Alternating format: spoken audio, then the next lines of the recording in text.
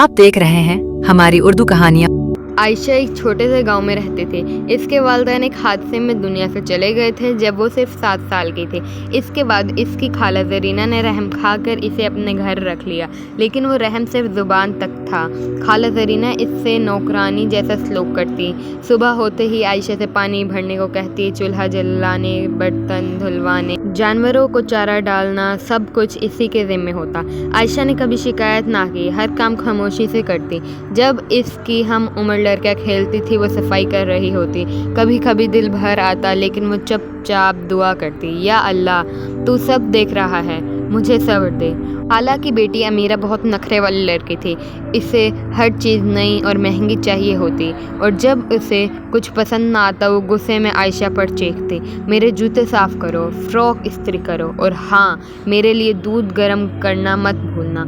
आयशा हमेशा नरमी से कहती, अभी करती हूँ। एक दिन ज़ोर की बारिश हो रही थी, पूरा गाँव कीचड़ से भर गया था। खाला ज़रीना ने कहा, बाज़ार से आटा और चीनी ले आ, वरना घर में कुछ नहीं पकेगा। आयशा ने चप्पल पहनी, सर पर दुपट्टा लिया और कीचड़ में चल पड़ी। रास्ते में इसकी चप्पल टूट गई, मगर इसने हिम्मत न हारी। जब वो बाजार से सौदा लेकर वापस आ रही थी तो एक बुजुर्ग शख्स से टकरा गई। उनकी छड़ी गिर गई। आयशा ने झुककर छड़ी उठाई और नरमी से कहा, बाबा जी माफ़ कीजिएगा। बाबा जी ने उसे गौर से देखा और कहा, बेटी तुम्हारे चेहरे पर सब्र और नूर झलक रहा है, तुम्हारी दुआएं जल्द कबूल होंगी इंशाअल्लाह। आयशा मुस्कुरा कर बोली, बस दुआ करें बाबा जी। बाबा जी मुस्कुरा दिए और दुआएं देते हुए आगे बढ़ गए। ईद आने वाली थी। सब बच्चे नए कपड़ों की बातें कर रहे थे। उमेरा ने सबके सामने अपने महंगे कपड़ों का फ़ख्र से जिक्र किया। जब किसी ने आयशा से पूछा, तुमने क्या ख़रीदा, तो वो हल्के से बोली, मेरे कपड़े तो पुराने ही हैं, लेकिन मैं इन्हें धोकर इस्त्री कर लूँगी। साफ़ सुथरा पहनना भी शुक्र का एक तरीका है। ईद के दिन सब बच्चे खुश थे। आयशा ने पुराना मगर साफ लिबास पहना और सबको मुस्कुरा कर सलाम किया। कुछ बड़ों ने इसकी आजिज़ी देखकर दिल में सोचा, इस बच्ची में कुछ खास बात है। कुछ महीने गुजरे। एक दिन गांव में एक बड़ी गाड़ी आई। लोग हैरान हो गए। गाड़ी से वही बुजुर्ग उतरा, बाबा नूरदीन। वो एक बड़े शहर के अमीर ताजिर थे, मगर दिल के बहुत नेक इंसान। उन्होंने मस्जिद में ऐलान करवाया कि वो अपनी सारी जायदाद किसी ऐसी बच्ची के नाम करना चाहते हैं जो यतीम हो, साबर हो और नेकी से जीना जानती हो। पूरा गांव इकट्ठा हो गया। कई लोग अपनी बेटियों को लेकर पहुँचे। सब ने अपनी बच्चियों की तारीफ़ की।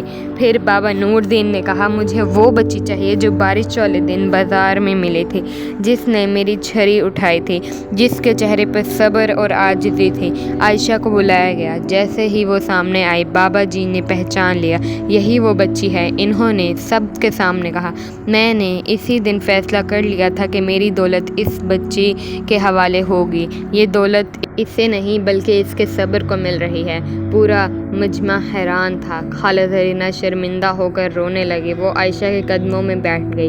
बेटी, मैंने तुझसे बहुत बुरा सलूक किया, तूने कभी बद्दुआ भी ना दी, मुझे माफ़ कर दो। आयशा ने उनके आंसू साफ़ किए और मोहब्बत से कहा, खाला मैंने कभी आपसे नफ़रत नहीं की, मुझे अल्लाह ने सब कुछ दे दिया है, मैं दिल से आपको माफ़ करती हूँ। कुछ ही अरसे में आयशा ने बाबा नूरदीन के ताउन से एक खूबसूरत इदारा कायम किया, जहाँ यतीम और गरीब बच्चियों को तालीम दी जाती थी, खाना, कपड़े और प्यार दिया जाता था।